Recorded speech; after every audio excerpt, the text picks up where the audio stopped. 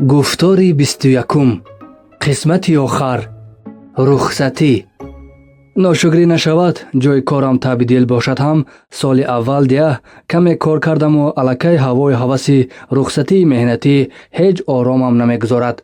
گمان داشتم که به رخصتی برآمدن مدت در بهشت اجاره نشستن باشد و بیقراری میکردم که هر چه زودتر وقت و ساعتش رسد و به رخصتی برآمده خوب استراحت کنم و اگر امکانیت شود به ساحل بحر سیاه رفته.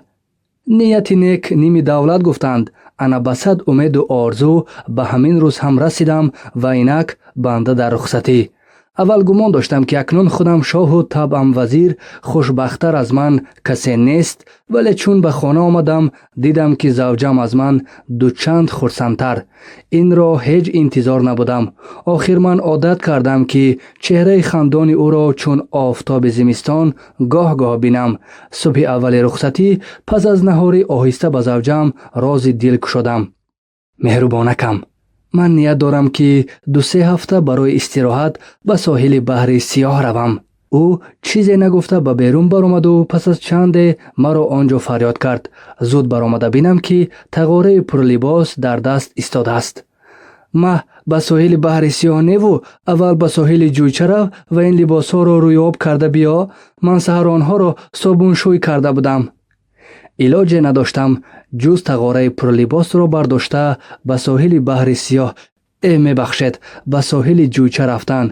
باید بگویم که زوجه من خواهر سردارمان است، به عباره دیگر سایه سردارمان در پهلوی بنده. با صد عذاب لباس ها را روی آب کرده در کارخانه حتی چنگی روی کتابم را پاک نمی کردم. از در حولی در آمدم و زوجم به سرم داد زد. تو به ساحل جویچه اگر اینقدر بیدرک شده روی از ساحل بحر سیاه عموما بر نمیگردی کو؟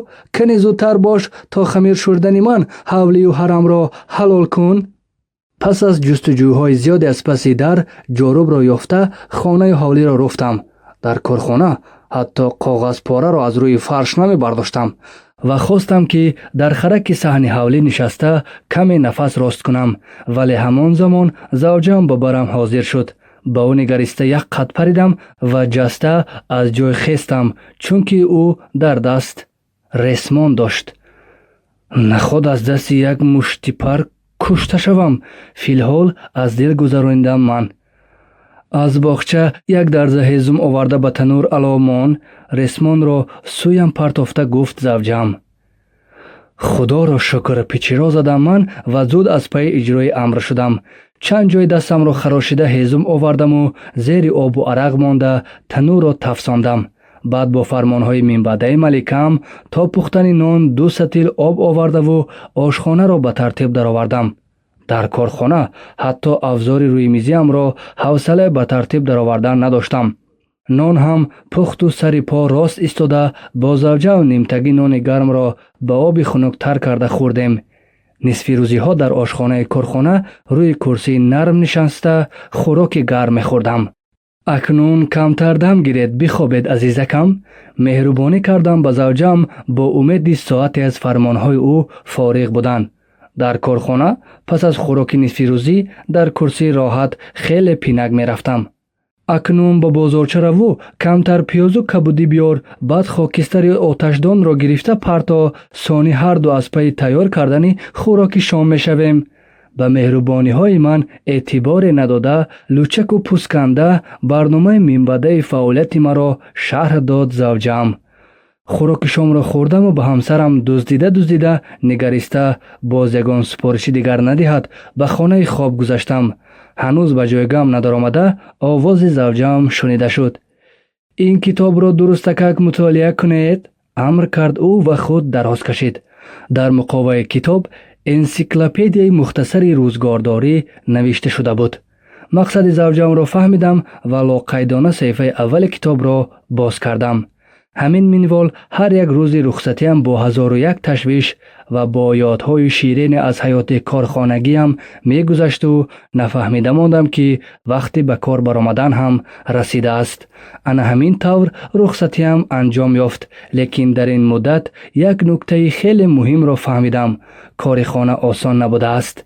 бечора завҷам ҳамарӯза ин қадар корҳоро сомон медодасту ман бошам калаи субҳ ба кор рафта, пас аз шом баргаштанамро мисол оварда, вале он ҷо ба чӣ кор машғул буданамро пинҳон дошта ӯро бекорхуҷа меномидам.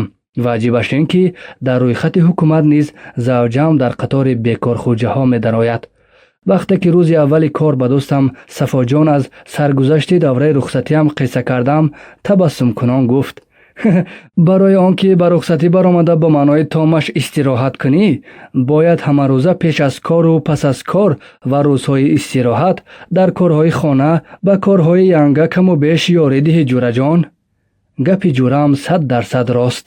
насиб бошад рухсатии ояндаам тамоман дигар хел хоҳад гузашт. абдурауф муродӣ, дарункӯб, ҳаҷвияҳо, дар қироати Дилшоди Раҳматуллоҳ. аудиокитобҳои навинро дар сафҳаҳои ютубӣ, телеграмӣ ва вконтактии Дилшоди Раҳматуллоҳ интизор бошед.